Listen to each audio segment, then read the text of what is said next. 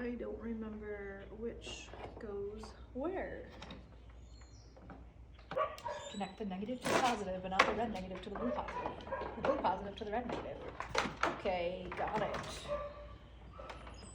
Let's see here. I feel like I got the short end of the stick in this deal. Maybe I just should have fed the baby her taco.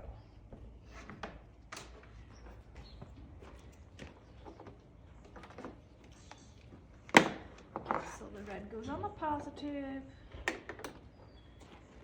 Okay, this is terrifying. I have electric vehicles, so I don't have to do this.